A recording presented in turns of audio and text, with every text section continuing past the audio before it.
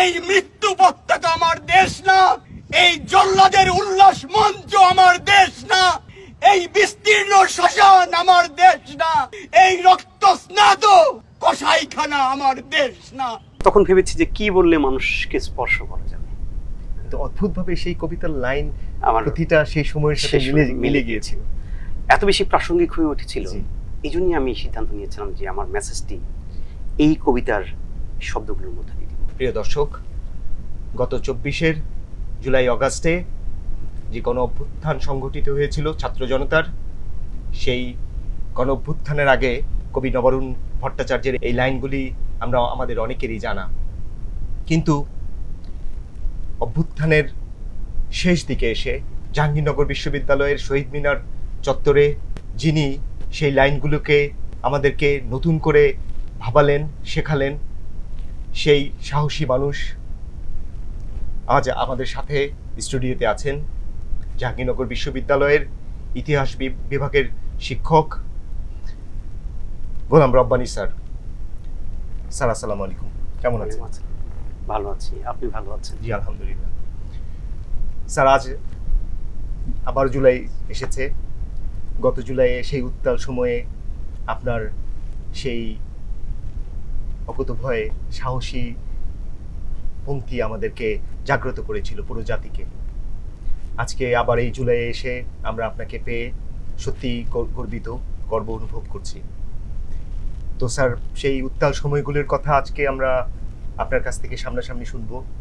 ধন্যবাদ আমাকে আমন্ত্রণ জানানোর জন্য, এবং আমার জীবনের অন্যতম গুরুত্বপূর্ণ একটি সময়, একই সাথে কষ্টের, একই সাথে বেদনার, একই সাথে ভীতিকর, আবার শেষ পর্যন্ত একটা বিপ্লবী চেতনার একটা সময়। সেই সময়কে আপনারা আবার ধরবার চেষ্টা করছেন আমাকে আপনাদের স্টুডিওতে হাজির করে। আপনি আমার যেই বক্তব্যটির কথা উল্লেখ করছেন সেটি তো আসলে আন্দোলনের শেষ দিকেই বলবো, 29 জুলাই। এর ঠিক কয়েকদিন পরেই 36 জুলাই। কিন্তু এই আন্দোলনের সাথে আমার সম্পৃক্ততা শুরু হয়তো আরো অনেক আগে, জুলাইয়ের একেবারে শুরু থেকেই। জাহাঙ্গীরনগর বিশ্ববিদ্যালয় এই 24-এর এই গণ অভ্যুত্থানে একটি কেন্দ্রীয় ভূমিকা পালন করেছে। আমি জাহাঙ্গীরনগর বিশ্ববিদ্যালয়ের শিক্ষক হওয়ার সুবাদেই আমার যে দায়িত্ব, সেই দায়িত্ব পালনের অংশ হিসেবে কিন্তু এই অভ্যুত্থানের সাথে আমার শিক্ষার্থীদের সাথে আমি দাঁড়িয়েছিলাম, এবং সেটা পুরোটা সময় জুড়েই। সেই জায়গা থেকে বলছি, জাহাঙ্গীরনগর বিশ্ববিদ্যালয়ে 3টি গুরুত্বপূর্ণ দিন।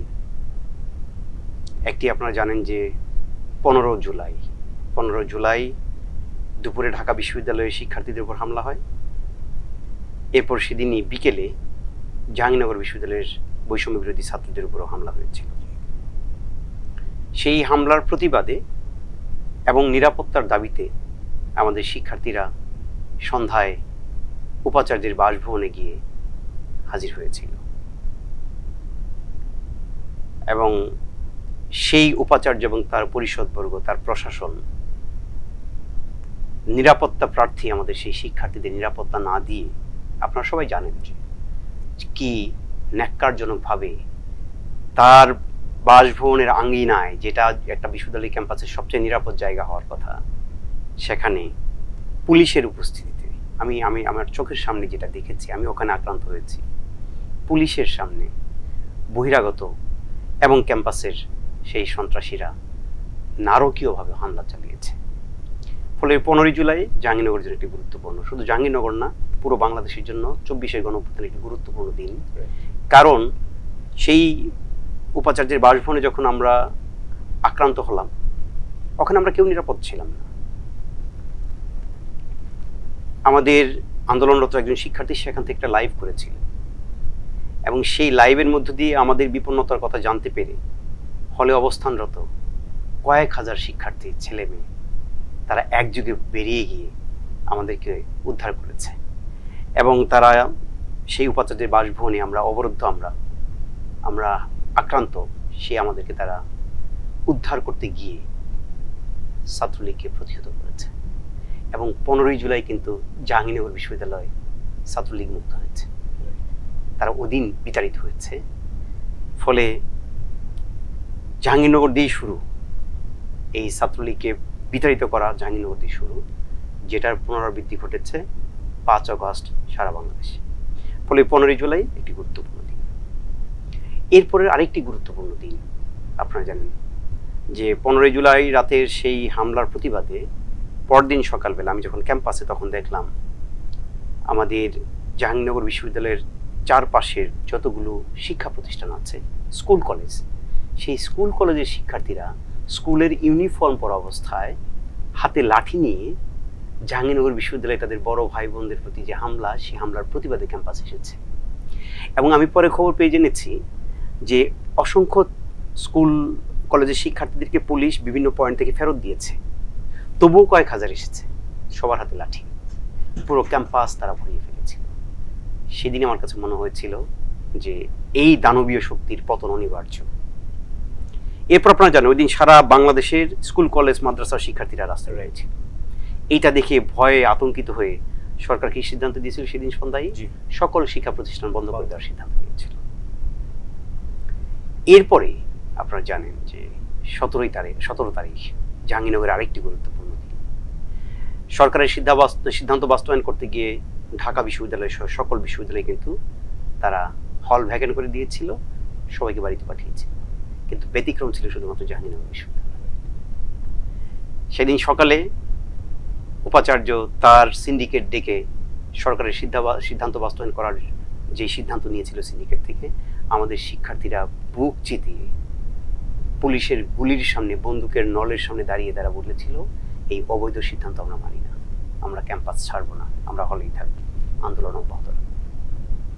তার ফলশ্রুতিতে আপনারা সবাই জানেন সেদিন বিকাল 3টা থেকে পুলিশ একটা নারকীয় যজ্ঞ চালিয়েছে জাহাঙ্গীরনগর বিশ্ববিদ্যালয় ক্যাম্পাসে। শত শত শিক্ষার্থী সেখানে আহত হয়েছে, তাদের উপর টিয়ারশেল নিক্ষেপ করা হয়েছে, তাদের উপর রাবার বুলেট নিক্ষেপ করা হয়েছে, তাদেরকে লাঠিচার্জ করা হয়েছে।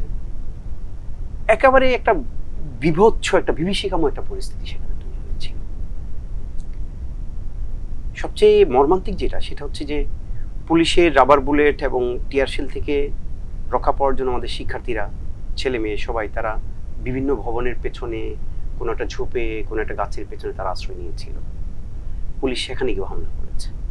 সেখান থেকে সামাজিক যোগাযোগ মাধ্যমে, হোয়াটসঅ্যাপ, মেসেঞ্জারে তারা আমাদেরকে জানাচ্ছিল, স্যার আমরা এখানে আটকা আছি, 5-7 জন বা 10 জন বা 20 জন, আমাদের নিঃশ্বাস বন্ধ হয়ে যাচ্ছে, আপনারা আমাদেরকে এখান থেকে রেস্কিউ করুন। কিন্তু আমাদের অ্যাম্বুলেন্সগুলো পর্যন্ত মুভ করতে পারছিল না পুলিশের কারণে। আমাদের অ্যাম্বুলেন্স নিয়ে যে আহতদেরকে রেস্কিউ করবে, উদ্ধার করবে, সেটা কোনো সুযোগ ছিল না। এবং আপনারা নিশ্চয়ই দেখেছেন যে 2-1টা অ্যাম্বুলেন্সে পুলিশ হামলা চালিয়েছে। আহত শিক্ষার্থীকে উদ্ধার করে যখন অ্যাম্বুলেন্সগুলো আমাদের মেডিকেল সেন্টারে যাচ্ছিল, তখন পুলিশ তার উপরে হামলা করেছে। সেইটার প্রতিবাদ করতে গিয়ে সংবাদকর্মীরা পুলিশের নির্যাতনের শিকার হয়েছে, সেগুলো ভিডিও আপনারা দেখেছেন। সন্ধ্যা 8টার দিকে আমি, আরও কিছু শিক্ষক ছিলেন, আমি মেডিকেলের সামনে, আমি বিপন্ন বোধ করছিলাম, কারণ এটা আমার ক্যাম্পাস, আমি এখানকার একজন শিক্ষক, এই ক্যাম্পাসকে আমি বহু বছর চিনি, আমার মানে একটা অস্তিত্বের জায়গা। সেখানে আমি দেখছি আমার চোখের সামনে আমার শিক্ষার্থীদেরকে কি নির্মমভাবে নির্যাতন করা হচ্ছে, অথচ কিছু করতে পারছি না। আমি ওখানে দাঁড়িয়ে ভিসিকে ফোন দিয়েছি, প্রক্টরকে ফোন দিয়েছি, প্রশাসনের যারা দায়িত্ব তাদেরকে ফোন দিয়েছি, আপনারা কোথায়, আপনারা আসুন, আমাদের ছেলেমেয়েদেরকে নিরাপত্তা দিন। ভিসি ফোন ধরেন। সেই অবস্থায় আই ওয়াজ লিটারালি ক্রাইং, আমি কেন নিতে পারছি না। সেই সময় কোনো এক শিক্ষার্থী এসে বললো, স্যার কিছু একটা বলেন। আমি জানি না সেই লাইভটা আপনারা দেখেছেন, ওইটার একটা গুরুত্বপূর্ণ মোমেন্ট ছিল। এরপরে আরেকটি গুরুত্বপূর্ণ দিন যেই দিয়ে আপনি শুরু করছেন, সেটা হচ্ছে 29 জুলাই। আপনাদের নিশ্চয়ই মনে আছে, ছাত্রদের একেবারে ন্যায্য একটা অহিংস, একটা নিয়মতান্ত্রিক আন্দোলনকে ঢাকা বিশ্ববিদ্যালয়, জাহাঙ্গীরনগর বিশ্ববিদ্যালয়ে হামলা করার মধ্য দিয়ে সহিংস রূপ দিয়েছে সরকার। একটা অহিংস নিয়মতান্ত্রিক আন্দোলনকে সরকার সহিংস আন্দোলনে রূপ দিয়েছে। এরপর ছাত্রদের আন্দোলনের চাপে আপনারা জানেন যে সরকার সেই সুপ্রিম কোর্টের ফুল বেঞ্চ বসিয়ে সেই আপনার কোটা বৈষম্যের বিরুদ্ধে একটা সংস্কার করেছিল এবং সেই সুপ্রিম কোর্টের সিদ্ধান্ত জনগণকে জানাতে গিয়ে কয়েকজন মন্ত্রী একটা সংবাদ সম্মেলন করেছিলেন এবং তারা সেদিন আশ্বস্ত করেছিলেন আমাদেরকে যে আন্দোলনের কারণে কোনো শিক্ষার্থীর উপরে কোনো প্রশাসনিক বা কোনো আইনি ব্যবস্থা নেওয়া হবে না। আমরা আশ্বস্ত হয়েছিলাম। আমরা ভেবেছিলাম যেহেতু শিক্ষার্থীদের দাবি মেনে নেওয়া হয়েছে আইন বিভাগের মাধ্যমে, বিচার বিভাগের মাধ্যমে, এবং তাদের বিরুদ্ধে কোনো ব্যবস্থা নেওয়া হবে না, আমি শিক্ষক হিসেবে অন্তত আশ্বস্ত হয়েছিলাম। কিন্তু আপনারা দেখেছেন তারপরের কয়েকদিন শেখ হাসিনা বিভিন্ন বিশ্ববিদ্যালয়ের ভিসিদের সাথে, বিভিন্ন সংবাদ মাধ্যমের সম্পাদকদের সাথে, ব্যবসায়ীদের সাথে কোনো তার যে আপনার সাথে রাজনৈতিক দলগুলোর সাথে মিটিং করে মনে হয়েছিল যে সে বোধহয় ক্ষমতা সুসংহত করতে পেরেছে। এবং এরপরে কি হয়েছে, সারা দেশে আপনার কারফিউ দিয়ে সারা দেশের শিক্ষার্থীদের উপর ভয়াবহ নির্যাতন নামিয়ে দিয়েছিল তারা। আমাদের শিক্ষার্থীদেরকে সারা দেশে, শুধু বিশ্ববিদ্যালয়ের শিক্ষার্থী না, স্কুল কলেজ মাদ্রাসার শিক্ষার্থীদেরকে গুম করা হয়েছে, খুন করা হয়েছে। তো এই আন্দোলনটা ঢাকা বিশ্ববিদ্যালয়ের শিক্ষার্থীদের মাধ্যমে শাহবাগ কেন্দ্রিক আন্দোলনটা শুরু হয়েছিল। তো ওই উত্তাল সময়গুলিতে, যে সময়গুলির কথা আপনি বলছেন, ওই সময় কি ঢাকা বিশ্ববিদ্যালয়ের যারা সমন্বয় করছিলেন, যারা এই আন্দোলনের পেছন থেকে কাজ করছিলেন, তো তাদের সঙ্গে কি কোনোভাবে আপনাদের যোগাযোগ হচ্ছিল? আমার পুরো যোগাযোগ ছিল আমার জাহাঙ্গীরনগর বিশ্ববিদ্যালয়ের শিক্ষার্থীদের সাথে। এখন আপনাকে আমি আরেকটু বলে রাখি যে এই বৈষম্য বিরোধী আন্দোলনটা শুরু হলো তো জুলাই মাস থেকে, কিন্তু আপনাদের নিশ্চয়ই মনে আছে আমরা জাহাঙ্গীরনগর বিশ্ববিদ্যালয়ে 24 ফেব্রুয়ারি মাস থেকে আন্দোলনের মাঝে ছিলাম। কারণ কি মনে আছে আপনাদের? ফেব্রুয়ারি মাসে আপনারা জানেন সেখানে মাদক এবং একটা নারী নির্যাতনের ঘটনাকে কেন্দ্র করে, যার সাথে জড়িত ছিল ছাত্রলীগ পরিচয়ে শিক্ষক হওয়া, যে নানান ধরনের আপনার নিয়োগ বাণিজ্য থেকে শুরু করে নানান ধরনের যৌন হয়রানির সাথে যুক্ত ছিল। আমরা কিন্তু সেই মাদকের সিন্ডিকেটের বিরুদ্ধে, সেই নিপীড়কদের বিরুদ্ধে আমরা কিন্তু আগে থেকেই আন্দোলনের একটা মুডে ছিলাম। আমি আরেকটা লাইন বলছি এই সংক্রান্ত। এবং আপনারা নিশ্চয়ই এটাও ভুলে যাননি যে 24 সালের 20 ফেব্রুয়ারি রাতে, অর্থাৎ 21 ফেব্রুয়ারি আমাদের ভাষা শহীদদের স্মরণের একেবারে প্রথম প্রহরে আমাদের আন্দোলনের মুখে তৎকালীন প্রশাসন সেই নিপীড়ক শিক্ষককে বরখাস্ত করতে বাধ্য হয়েছিল। তাকে বরখাস্ত করার খবর দিয়ে আমরা 2024 সালের 21 ফেব্রুয়ারি উদযাপন করেছি। এবং সেই আন্দোলনের মধ্য দিয়ে আমরা জানতে পারলাম প্রায় 2500 অবৈধ শিক্ষার্থী, ছাত্রলীগ নামধারী, তারা ক্যাম্পাসে বসবাস করছে। ক্যাম্পাসে বসবাস করে তারা মাদক নিয়ন্ত্রণ করছে, তারা চাঁদাবাজি করছে, তারা টেন্ডারবাজি করছে। ফলে ক্যাম্পাসকে সেই অবৈধ শিক্ষার্থী মুক্ত করা, মাদক মুক্ত করা এবং সকল প্রকার যে সিন্ডিকেট, সেই সিন্ডিকেট ভেঙে ফেলার দাবিতে আমরা আন্দোলনের মাঝেই ছিলাম। এর সাথে যুক্ত হলো জুলাইয়ের আন্দোলন। আমি শুরুতেই আমাদের শিক্ষার্থীদের বলেছিলাম যে তোমরা একটা সংহতি সমাবেশ করো, যাতে করে আমরা শিক্ষকরা গিয়ে তোমাদের সাথে সংহতি জানাতে পারি। আপনি নিশ্চয়ই জানেন যে 13 জুলাই শিক্ষার্থীরা একটা সংহতি, একটা ওই যে বৈষম্য বিরোধী যে সংগঠনটি তারা গড়ে তুলল, আমাদের কেন্দ্রীয় লাইব্রেরির সামনে তারা এটা করেছে। করার পরে তারা আমাদের যে প্রধান ফটক, সেই ফটকে গিয়ে তারা একটা সংহতি সমাবেশ করেছিল। সেখানে 3 জন শিক্ষক উপস্থিত ছিলাম, আমি আর আমার আর 2 জন শিক্ষক। স্যার, আমার জানার খুবই আগ্রহ, যে অবশ্যই আমাদের দর্শকদেরও আগ্রহ, যে এই অল্প সংখ্যক, যে এইমাত্র আপনি যেটা বললেন যে কেন্দ্রীয় গ্রন্থাগারের সামনে আপনারা 3 জন মাত্র দাঁড়িয়েছিলেন। পরবর্তীতে আমরা দেখলাম যে 29 জুলাই যে তার সময়টায় আপনারা খুব বেশি সংখ্যক ছিলেন না ওখানে, অল্প কয়েকজন শিক্ষক। তো আপনারা এই সাহসটা কিভাবে সঞ্চার করলেন? তখনও ওই তৎকালীন স্বৈরশাসক বহাল ছিল, তো আপনারা ওই মধ্যেই এই এতটা ঝুঁকি কিভাবে নিলেন? যে কোত্থেকে আপনারা এই মনোবলটা পেলেন যে আপনারা 5 জন হোক, 3 জন হোক, আপনারা দাঁড়িয়ে যাবেন এবং ওই দৃঢ় কণ্ঠে প্রতিবাদ করবেন? এটার এই সাহস সঞ্চার কিভাবে হয়েছিল আপনাদের মধ্যে? দেখুন, আমি একটু আগে যেটা বলছিলাম যে 23, 24, 25, 26 এই দিনগুলোতে বিভীষিকাময়। সারা দেশে লকডাউন, কারফিউ এবং সারা দেশে শিক্ষার্থীদের ব্লক রেড দেওয়া হচ্ছে এবং রক্তের বন্যা হচ্ছে। সেই অবস্থায় আমাদের জাহাঙ্গীরনগরের একটা গুরুত্বপূর্ণ ভূমিকা ছিল, সেটা হচ্ছে অন্য সব জায়গায় যখন আন্দোলন কর্মসূচি স্তীমিত হয়ে গেছে, এখন আরেকটি লাইন আমি তখন বলছিলাম, বলতে হবে, সেটা হচ্ছে যে তাহলে 16 তারিখে স্কুল কলেজ মাদ্রাসার শিক্ষার্থীরা, এরপরে যখন শিক্ষা প্রতিষ্ঠান বন্ধ করে দিল, এরপরে 18, 19, 20 তারিখ আন্দোলন ধরে রেখেছিল কারা? আমাদের প্রাইভেট বিশ্ববিদ্যালয়ের শিক্ষার্থীরা। এগুলো বলতে হবে। জি অবশ্যই, এগুলো বলতে হবে অবশ্যই, প্লিজ স্যার। এবং সেই প্রাইভেট বিশ্ববিদ্যালয়ের শিক্ষার্থীদের কিন্তু কোনো স্বার্থ ছিল না সেই অর্থে, কারণ তারা কখনো বিসিএস পরীক্ষা দেয় না, তারা আন্দোলনে যুক্ত হয়েছিল। এরপরে সেই ম্যাসাকারটা জাহাঙ্গীরনগরের একটা বিশেষ গুরুত্ব আমি বলছি আপনাকে, যেটা আপনার প্রশ্নের সাথে আমার উত্তর সম্পর্কিত। জাহাঙ্গীরনগরের একটা কৌশলগত অবস্থান আছে, সেটা হচ্ছে বাংলাদেশের একটা গুরুত্বপূর্ণ হাইওয়ে মহাসড়ক, ঢাকা আরিচা মহাসড়কের পাশে। ফলে আমাদের শিক্ষার্থীরা যখন প্রতিবাদ করতে চায় কোনো কিছুতে, সেই প্রতিবাদ নিয়ে যখন তারা ঢাকা আরিচা মহাসড়কে যায়, এটা ইমিডিয়েটলি একটা ইম্প্যাক্ট ফেলে। আমরা দেখেছিলাম তখন স্যার ওই মহাসড়ক ব্লকেডের এক পর্যায়ে স্থানীয় যারা আওয়ামী লীগের নেতাকর্মী ছিলেন তৎকালীন সময়ে, এবং তাদের যারা সন্ত্রাসীরা ছিলেন, তারা ওই জাহাঙ্গীরনগর বিশ্ববিদ্যালয়ের ছাত্রদের যারা মহাসড়কে অবস্থান নিচ্ছিল তাদের উপর হামলাও পর্যন্ত করেছিল। এত কিছু হামলা, এরপরেও একটা দিন ছিল না জাহাঙ্গীরনগরে যেদিন কর্মসূচি ছিল না। আমাদের শিক্ষার্থীরা, তারা সংখ্যায় কম ছিল ওই সময়গুলোতে, কারণ জাহাঙ্গীরনগর থেকে ওই 17 জুলাই ম্যাসাকারের পর অনেকেই তো বাড়ি যেতে বাধ্য হয়েছিল। তারা হয়তো 200-300 মতো শিক্ষার্থী আশেপাশে বাড়ি ঘরে তারা আশ্রয় নিয়ে লুকিয়ে পালিয়ে থেকে তারা দিনের বেলায় এসেছে, কর্মসূচি করেছে, রাতের বেলায় গিয়ে কোথাও আত্মগোপন করে থেকেছে। এবং এই কারফিউর মাঝে আমাদের শিক্ষার্থীরা জাহাঙ্গীরনগর থেকে মিছিল করে প্রত্যেক দিন ঢাকা আরিচা মহাসড়কে গিয়েছে, গিয়ে কারফিউয়ের টহলরত এই সেনাবাহিনীর গাড়ির সামনে তারা স্লোগান দিয়েছে, পুলিশের গাড়ির সামনে তারা স্লোগান দিয়েছে। এই সাহসগুলিকে মনে রাখতে হবে, যেটা অবশ্যই একটা গুরুত্বপূর্ণ ব্যাপার ছিল।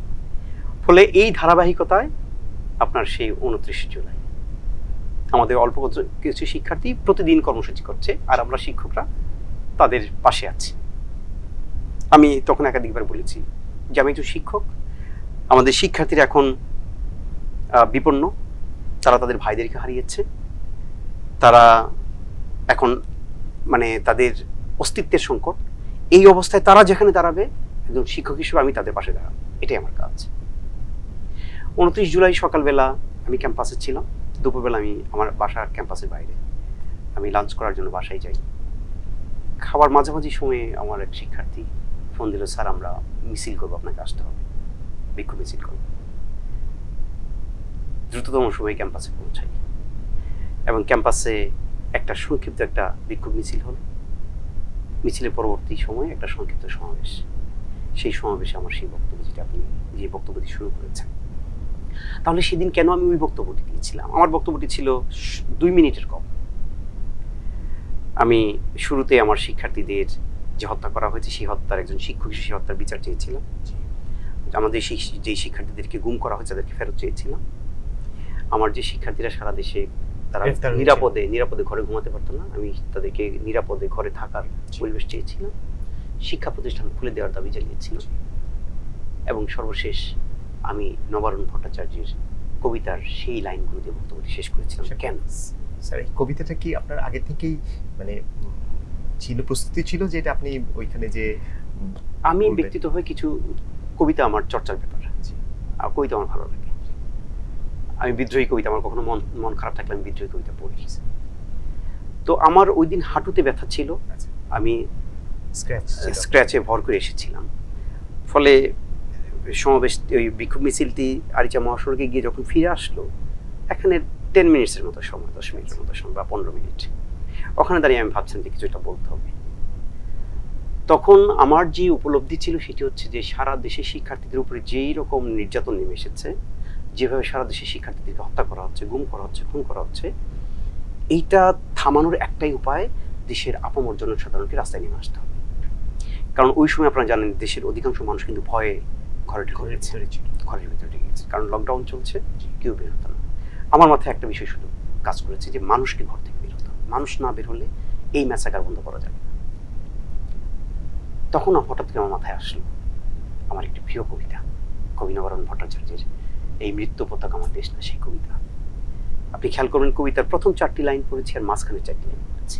ওই সময়ে বা তার পরবর্তী সময়ে পরে 1-2 দিন আপনি কোনো হুমকির সম্মুখীন হয়েছিলেন, মানে সরকারের কারো মাধ্যমে, সরকার বা স্থানীয় কোনো মাধ্যমে, ইভেন আপনাদের বিশ্ববিদ্যালয় প্রশাসনের তরফ থেকে কি কোনো ধরনের চাপ প্রয়োগ করা হয়েছিল কিনা? প্রত্যক্ষভাবে আমি ওই সময়ে কোনো হুমকি বা কোনো থ্রেট বা কোনো চাপ আমি পাই। আচ্ছা, এরও পেছনে লম্বা কারণ আছে। 24শে গণঅভ্যুত্থান কেন্দ্রিক একটি প্রথম ব্যাপার হয়েছে যে 17 তারিখ ওই যে আমার যে লাইভটা হয়েছিল মেডিকেলের সামনে, সেটা all of a sudden it went viral. ফলে আমি ওই দিন এক্সপোজড হয়ে গিয়েছিলাম। বুঝতে পারছি। এবং ওইটাকে আপনারা জানেন যে আন্তর্জাতিকভাবেই এটা এক্সপোজড হয়েছিল। তার মানে কি সরকার তখন ঝুঁকি ফিল করছিল? Exactly. Al Jazeera, CNN, BBC hashtag দিয়ে আমার এটা, ফলে আমাকে নিয়ে কোনো কিছু করার সাহসটা সরকার করেনি। এক আর দুই, যে কথা আমাকে বলতেই হবে, না বললে সত্য গোপন করা হবে, সেটা হচ্ছে আমার মূল শক্তির জায়গাটা জাহাঙ্গীরনগর বিশ্ববিদ্যালয়। হ্যাঁ, জাহাঙ্গীরনগরও ফেসিবাদী শিক্ষক ছিল। সবকিছুর ঊর্ধ্বে জাহাঙ্গীরনগর বিশ্ববিদ্যালয় আমার যে দীর্ঘদিনের আন্দোলন সংগ্রামের যে ইতিহাস, সেখানে আমি বলবো যে জাহাঙ্গীরনগর বিশ্ববিদ্যালয়ের প্রশাসন তার আগে থেকে জানতো যে এই লোককে ডর দেখিয়ে কোনো লাভ হলো না। কারণ আমাকে কি চাপ দিবে? আমি তো কোনো চাপই বোধ করি নাই। আমি তো মৃত্যুকে আলিঙ্গন করার জন্যই দাঁড়িয়েছিলাম। যেখানে আমার চোখের সামনে আমার শিক্ষার্থীরা খুন হয়ে যাচ্ছে, সেখানে আমি একজন শিক্ষক, হ্যাঁ আমার সন্তান আছে, তো আমার শিক্ষার্থীরা কি আমার সন্তান নয়? ফলে কোনো চাপ দিয়েও কোনো লাভ হতো না, এবং কোনো চাপ বা কোনো থ্রেট আসেও। যদি কোনো অভ্যুত্থান সফল না হতো, ভেবেছেন কখনো যে কি হতে পারে? ওই সময়টা আসলে এটা ভাববার ফুরসত আমার ছিল না। কারণ পরবর্তীতে এখন ভাবেন এখন কখনো মনে হয় অনেকেই আপনার মতো এই প্রশ্নটি করে। কারণ আমি আপনাকে বললাম যে আপনারা শুধু বক্তব্যগুলো জানতে পেরেছেন, কিন্তু আমি তো শুধু বক্তব্যের মাঝে ছিলাম না, আমি তো প্রতিনিয়ত আমার এই শিক্ষার্থীদের সাথে ছিলাম। ফলে সময়গুলো খুব বিপন্নতার মাঝ দিয়ে গিয়েছে। অত ভাবনা চিন্তা তখন ভাবনা কিছু করার সুযোগ ছিল না, কোনো সুযোগ ছিল না। আর আমি জানি না এত সাহস কোত্থেকে পেয়েছি। ওই সময় সাহসগুলো এসেছে কারণ যখন দেখছি খুন করে ফেলা হচ্ছে, মানুষ মরছে, আমার সন্তানদের মেরে ফেলাতে, তখন এত কিছু ভাবার সুযোগ থাকে। বলে আমি অন্য কিছু ভাবিনি। শিক্ষক হিসেবে আমি আমার দায়িত্বটা পালন করেছি ওখানে। স্যার, আপনার কি মনে হয়, মানে ভবিষ্যৎ শিক্ষকদের জন্য আপনি কি বলবেন যে দেশের প্রয়োজনে, ক্রান্তি লগ্নে এরকম সাহসী হয় কি উচিত শিক্ষকদের? অবশ্যই, কারণ শিক্ষকরা এমন একটা পেশায় আছে যেই পেশায় থেকে তাদেরকে সত্যটা উচ্চারণ করতে হবে। একজন শিক্ষক যদি সত্য উচ্চারণ করতে না পারে, মিথ্যাকে মিথ্যা বলার সাহস না রাখে, তার শিক্ষকতা পেশায় থাকা উচিত নয় বলে মনে করি। স্যার, 1 বছর পর এই জুলাই বিপ্লবকে কিভাবে মূল্যায়ন করবেন? খুবই গুরুত্বপূর্ণ প্রশ্ন। এই গণ অভ্যুত্থানের মধ্য দিয়ে যেই অভূতপূর্ব ঐক্যটি তৈরি হয়েছিল আমাদের শিক্ষার্থীদের মাঝে, এবং আমাদের শিক্ষার্থীদের আহ্বানে সারা দেশের মানুষের মাঝে, গণ অভ্যুত্থান পরবর্তী দ্রুততম সময়ে সেই ঐক্যটি বিনষ্ট হয়েছে। আপনারা দেখেছেন গণ অভ্যুত্থান পরবর্তী সময় যখন সরকার স্টেবল হয়নি, সরকার গঠিত হয়নি, আমাদের শিক্ষার্থীরাই সারা দেশের রাস্তাঘাটের নিয়ন্ত্রণ নিয়েছে, তারা ট্রাফিক কন্ট্রোল করেছে। আপনারা জানেন গণ অভ্যুত্থানের সেই উত্তাল সময়ে, সেই আবেগী সময়ে আমাদের জাতীয় সংসদ ভবনে তো আপনার কি হয়েছিল, ভাঙচুর হয়েছিল। আমরা তার ঠিক একদিন পরে কি দেখেছি, আমাদের শিক্ষার্থীরাই সেই জাতীয় সংসদ ভবন পরিচ্ছন্ন করেছে, সেখানে তারা সংহতি জানিয়েছে, এবং এই যে বাংলাদেশকে পুনরুদ্ধার করা, রিক্লেইম করা, এই কাজটি কিন্তু তারা শুরু করেছিল। কিন্তু সেটাকে আমরা ধরে রাখতে পারিনি। এবং এই গণ অভ্যুত্থানের মধ্য দিয়ে যে সরকারটি প্রতিষ্ঠিত হয়েছে, আজকে এই গণ অভ্যুত্থানের 1 বছর পরে এসে এইটুকু তো বলতেই হবে, এই সরকারে যারা আছেন তারা পুরোপুরিভাবে এই গণ অভ্যুত্থানের চেতনা দিয়ে পরিচালিত না। ফলে তাদের যে চেষ্টা, তাদের যে সদিচ্ছা, সেগুলো ঘাটতি আমার দৃষ্টিতে ধরা পড়ছে। এই শিক্ষার্থীদের ঐক্য ধরে রাখা এবং দেশ পুনর্গঠনের কাজে এই শিক্ষার্থীদের ঐক্যকে ব্যবহার করা, সেই জায়গায় সরকার ব্যর্থতার পরিচয় দিয়েছে। ফলে শিক্ষার্থীদের মাঝে যেমন বিভাজন তৈরি হয়েছে এবং এই সরকারের প্রতিও যে মানুষের আকাঙ্ক্ষা, মানুষের যে আস্থার জায়গাটা, সেটা অনেকটা আপনার নড়বড়ে হয়ে গেছে। স্যার, শিক্ষার্থীদের যে রাজনৈতিক দল ইতিমধ্যে গঠন করা হয়েছে, এই দলের ব্যাপারে কতটা আশাবাদী? মানে আন্দোলনকে যারা একসময় ধারণ করেছিল এবং এইটাকে ধারণ করে তারা সামনে বাংলাদেশের রাজনৈতিক শিষ্টাচারকে কোথায় নিয়ে যেতে পারে বলে আপনি মনে করেন? দেখুন, 24-এর গণঅভ্যুত্থান হয়েছে আমরা রক্ত দিয়ে গণঅভ্যুত্থান করেছি, আমাদের সন্তানদের, আমাদের শিক্ষার্থীদের রক্ত দিয়ে এই গণঅভ্যুত্থানটি হয়েছে। 24-এর গণঅভ্যুত্থান পরবর্তী সেই দানবীয় শক্তির পতন হয়েছে, পরাজয় হয়েছে। ফলে আমি এর আগেও বারবার করে কথাটি বলেছি যে ওই গণঅভ্যুত্থান পরবর্তী সময়ে আমাদের যেই সংগ্রাম, যে লড়াইটি শুরু করার কথা ছিল, সেই লড়াইটিতে নিশ্চয়ই আবার রক্ত দেওয়ার কথা নয়। ফলে সেই লড়াইটি হওয়ার কথা ছিল একটি বুদ্ধিভিত্তিক লড়াই, একটা জ্ঞান ভিত্তিক লড়াই। কারণ দেশ পুনর্গঠন করার ক্ষেত্রে বর্তমান যে বিশ্ব ব্যবস্থা, সেই বিশ্ব ব্যবস্থায় বাংলাদেশের যে অবস্থান, বাংলাদেশের যে জিও পলিটিক্স, বাংলাদেশের যে সম্ভাবনা এবং সংকট, সেগুলো মোকাবেলা করবার জন্য জ্ঞানের কোনো বিকল্প নেই। আমাদের বিজ্ঞানী তৈরি করতে হবে, আমাদের দক্ষ রাজনীতিবিদ তৈরি করতে হবে। কিন্তু সেই জায়গায় আমি কেন জানি আমার মনে হচ্ছে যে আমাদের শিক্ষার্থীদেরকে আমরা আবার শিক্ষাঙ্গনের ঠিক সেই অর্থে ফেরত নিতে পারিনি।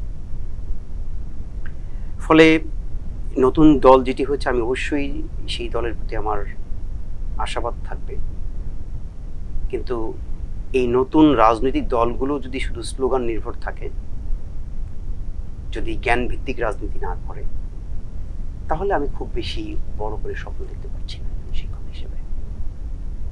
ফলে এই নতুন রাজনৈতিক দল তারা কতটা নতুন রাজনৈতিক সংস্কৃতি প্রতিষ্ঠা করতে পারবে, নতুন রাজনৈতিক বন্দোবস্ত প্রতিষ্ঠা করতে পারবে, সেটা ডিপেন্ড করছে তাদের প্রজ্ঞা, তাদের মেধা, তাদের জ্ঞানের উপরে। আর সেজন্য ওই যে আমি যেটা বললাম, একটা বুদ্ধিভিত্তিক লড়াই দরকার। এখনো পর্যন্ত সেই বুদ্ধিভিত্তিক লড়াইয়ের কোনো কর্মপরিকল্পনা সরকারের দিক থেকে বা নতুন রাজনৈতিক দলগুলোর দিক থেকে আমি দেখতে পাচ্ছি না। এটা আমার একটা আশঙ্কার জায়গা। স্যার, এটা কি আপনি ব্যর্থতা হিসেবে দেখছেন? আমি এত দ্রুত ব্যর্থতা হিসেবে দেখছি না। আমি সতর্ক করতে চাচ্ছি। কেমন আমাদের রাজনীতি স্লোগান নির্ভর রাজনীতি হবে, আমি এটাতে বিশ্বাস করি না। স্লোগান নির্ভর রাজনীতিতে খুব বেশি অর্জন করা যাবে না, আপনাদের জ্ঞান ভিত্তিক রাজনীতি করতে হবে। ফ্যাসিবাদী আচরণকে সংস্কারের জন্য মানে কি ধরনের উদ্যোগ নেওয়া উচিত বলে আপনি মনে করেন? দেখুন, আমাদের প্রত্যেকের জায়গা থেকে আমরা আসলে দায়বদ্ধ কাদের কাছে? আমাদের জনগণের কাছে। ধরুন, আমি শিক্ষক, আমি একটা বিশ্ববিদ্যালয়ে পড়াই, আমাকে তার জন্য বেতন ভাতা দেওয়া হয়, সেটা কোথেকে আসে? জনগণের ট্যাক্সের টাকা থেকে আসে। ফলে আমাদের সেই বিষয়টা আমাদের মাথায় রাখা উচিত যে আমরা এদেশের জনগণের কাছে দায়বদ্ধ, সরকারে থাকি আর কোনো পেশায় থাকি আর যেখানে থাকি না কেন, এটি আমাদের মাথায় রাখা। দ্বিতীয়ত, ওই যে আমি আপনাকে শুরুতে বলেছি, নৈতিকতাহীন শিক্ষা কোনো শিক্ষা নয়। আমাদের শিক্ষা ব্যবস্থায় নৈতিকতার চর্চা একটা বড় অভাব আছে, শিক্ষকদের মাঝেও আছে। আর শিক্ষকদের মাঝে যখন আছে নৈতিকতার চর্চার অভাব, তখন শিক্ষার্থীদের মাঝে সেই শিক্ষা আমরা কীভাবে ছড়াবো? ফলে বিশেষ করে বিশ্ববিদ্যালয় পর্যায়ে যারা শিক্ষকতা আছেন, তাদের যেহেতু বাক স্বাধীনতার ব্যাপারটি আছে, আমি তাদের প্রতি আমার আহ্বান থাকবে যে মানে তাদেরকেই দায়িত্বটা নিতে হবে, সামনে থেকে সমাজ পরিবর্তনের দায়িত্বটা সামনে থেকে তাদেরকে নিতে হবে। ভাষা আন্দোলনের সেই দার্শনিক নেতৃত্বে ছিলেন প্রফেসর নুরুল হক ভূঁইয়া, প্রফেসর আবুল কাশেম। ঊনসত্তরের গণ অভ্যুত্থানে ডক্টর শামসুজ্জোহা, 1980-র দশকে যখন স্বৈরাচার বিরোধী আন্দোলন হচ্ছে, স্বৈরাচার এরশাদের বিরুদ্ধে, তিনিও একটা ত্রাসী রাজত্বই কায়েম করেছিলেন, কেউ তার বিরুদ্ধে কথা বলতে সাহস পেত না। এর মাঝে তিনি আবার দেশ শাসনের পাশাপাশি কবিতাও লেখা শুরু করেছিলেন। জাহাঙ্গীরনগর বিশ্ববিদ্যালয়ের কবি মোহাম্মদ রফিক, তিনি একটি কবিতা লিখলেন, তার কবিতার দীর্ঘ কবিতা, সেই কবিতার কয়েকটি চরণ হচ্ছে এই: সব শালা কবি হবে, পিঁপড়ে গো ধরেছে উড়বেই, বন থেকে দাতাল শুয়োর রাজাসনে বসবেই। তার এই 4টি পংক্তি সেই এরশাদের ভিত কাঁপিয়ে দিয়েছিল, তার স্বৈর শাসনের ভিত কাঁপিয়ে দিয়েছিল, মানুষকে একটা মেসেজ দিয়েছে, হ্যাঁ এরশাদের বিরুদ্ধে কথা বলা যায়। মানুষ সাহস পেয়েছিল, মানুষ কথা বলা শিখেছিল। ফলে দেখুন, যুগে যুগে শিক্ষকদের একটি গুরুত্বপূর্ণ ভূমিকা আছে। এবং আপনি যদি চেতনার কথা বলেন, আকাঙ্ক্ষার কথা বলেন, প্রত্যাশার কথা বলেন, স্বপ্নের কথা বলেন, 52, 69, 71, 90 এবং 24-এর মাঝে কোনো ফারাক নেই। প্রত্যেকটি জায়গাতে প্রতিধ্বনিত হয়েছে দেশের সাধারণ মানুষের মুক্তি, অর্থনৈতিক, সামাজিক, সাংস্কৃতিক মুক্তি, আত্মনিয়ন্ত্রণের অধিকার প্রতিষ্ঠার লড়াই। 1971 সালের আমাদের মহান মুক্তিযুদ্ধের যে ঘোষণাপত্র, সেখানে 3টি শব্দ বলা হয়েছে, এখন খুব বেশি উচ্চারিত হচ্ছে: সমতা, মানবিক মর্যাদা এবং সামাজিক ন্যায় বিচার। স্বাধীনতার 53 বছরে সমতা, মানবিক মর্যাদা এবং সামাজিক ন্যায় বিচার প্রতিষ্ঠা হয়নি বলেই আবার 24-এর গণঅভ্যুত্থান হয়েছে। ফলে এই জায়গাগুলোতে শিক্ষকদের অবশ্যই গুরুত্বপূর্ণ ভূমিকা পালন করতে হবে। এটা আমাদের ঐতিহাসিক দায়, এটা আমাদের উত্তরাধিকার। স্যার, আপনি ইতিহাসের শিক্ষক, আজ থেকে 20 বছর, 30 বছর বা আরো বেশি সময় পরে এই গণঅভ্যুত্থানের ইতিহাস কিভাবে লেখা হবে, মানে যদি অল্প কথায় বলেন? এটা নির্ভর করবে সামনের দিনগুলোতে আমরা কোথায় গিয়ে দাঁড়াবো। আমি আপনাকে একটু আগেই বলেছি, গত 1 বছরে অনেকগুলো হতাশার জায়গা তৈরি হয়েছে, আস্থাহীনতার জায়গা তৈরি হয়েছে, কিন্তু এখনই হাল ছেড়ে দেওয়ার কিছু নেই। লড়াইটা কেবল শুরু হয়েছে। আমি স্পষ্ট করে বলতে চাই যে এদেশে মানুষের যে আকাঙ্ক্ষা, সেই আকাঙ্ক্ষা এর আগে পূরণ হয়নি বলেই 24 এসেছে, এবং 24-এ এদেশের মানুষ আমাদের শিক্ষার্থীদের প্রতি আস্থা রেখেছে। আপনারা জানেন, গত 15 বছর ধরেই তো আন্দোলন সংগ্রাম হয়েছে। বিরোধী দলের উপরে তাদের যে দমন নিপীড়ন, তার বিরুদ্ধে বিরোধী দলগুলো আন্দোলন করেছে, আন্দোলন চলেছেও। 24-এ গণঅভ্যুত্থান তাকে একবারই হয়নি, সেগুলোর ধারাবাহিকতাই হয়েছে। কিন্তু এই যে একটা স্ফুলিঙ্গের যে তৈরি হলো, এটা করেছে আমাদের শিক্ষার্থীদের আহ্বান, তাই না? ফলে এদেশের আপামর জনসাধারণ, আমি সহ, শিক্ষার্থীদের প্রতি যে আস্থা রেখেছিল, এখন দেখার বিষয় এই শিক্ষার্থীদের নতুন রাজনৈতিক বন্দোবস্তের মধ্যে দিয়ে সেই আকাঙ্ক্ষা কতটা বাস্তবায়ন হয়। যদি না হয়, লড়াই তো চলবে, এই লড়াই চলতে থাকবে। লড়াইয়ে আজকে যারা নায়ক, সামনের দিনগুলো হয়তো নতুন নায়ক হয়ে আসবে, কিন্তু দেশের মাটি, মানুষের অধিকার প্রতিষ্ঠা লড়াই চলবে। এই 24-এর গণঅভ্যুত্থানে ব্যক্তিগত হয়ে আমার কথা যদি বলে, একটি নিপীড়ন মুক্ত, বৈষম্য মুক্ত, নিরাপদ বাংলাদেশের স্বপ্ন নিয়েই এই আন্দোলনে অংশ নিয়েছিলাম। আমি ব্যক্তিগতভাবে ধর্ম, বর্ণ নির্বিশেষে সকল শ্রেণী পেশার মানুষের সমান অধিকারের একটি বাংলাদেশ প্রতিষ্ঠার স্বপ্ন দেখি। এই স্বপ্ন যতদিন পূরণ না হবে, লড়াই চলবে। এদেশের মাটি এবং মানুষের অধিকার প্রতিষ্ঠার লড়াই চলবে। একটা বিরাট সংখ্যক তরুণ এখন বাংলাদেশে, প্রায় 69% আমরা জানতে চাই, এদের উদ্দেশ্যে কি বলবেন? জ্ঞান ভিত্তিক লড়াই করতে হবে, বুদ্ধিভিত্তিক লড়াই করতে হবে। আমাদের দেশের অভ্যন্তরীণ সমস্যা এবং দেশের জিওপলিটিক্যালি আমরা যেই জায়গায় বসবাস করি, আমাদের চারপাশে আমাদের যত শত্রু আছে বা বন্ধু আছে, যাই থাকুক না, আন্তর্জাতিক রাজনীতিতে শত্রু বা বন্ধু বলে কিছু নেই, সবকিছু কৌশলগত সম্পর্কের উপর নির্ভর করে। সেই লড়াইটার জন্য প্রস্তুতি নিতে হবে, জ্ঞান অর্জন করতে হবে, একেবারেই পরিকল্পনা করে আমাদের একদম প্রত্যেক বিষয়ে, প্রত্যেক সেক্টরে আমাদের দক্ষ মানুষ তৈরি করতে হবে, যারা বুদ্ধি দিয়ে, জ্ঞান দিয়ে এই লড়াইটা অব্যাহত রাখবে। যদি সেই জায়গায় আমরা ব্যর্থ হই, তাহলে এরকম আরো 24 আসলেও সত্যিকার অর্থে দেশের মানুষের আকাঙ্ক্ষা পূরণ হবে। স্যার কিছু আশার কথা শোনান সবশেষে। মানে আমি আশাবাদী।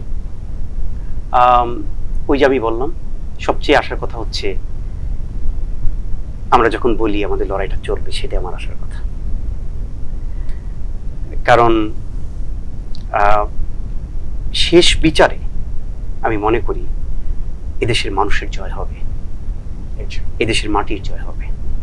কারণ আমি এমন একটি দেশ এখন স্বপ্ন দেখি যেখানে আমাদের এই ভবিষ্যৎ প্রজন্ম, আমাদের শিক্ষার্থীরা, তারা শুধু আমাদের দেশের মাটি ও মানুষের হয়ে কথা বলবে, অন্য কোনো দেশের হয়ে নয়, অন্য কোনো পরাশক্তির হয়ে নয়। এটা হচ্ছে আমার প্রত্যাশার জায়গা এবং আমি আশাবাদী।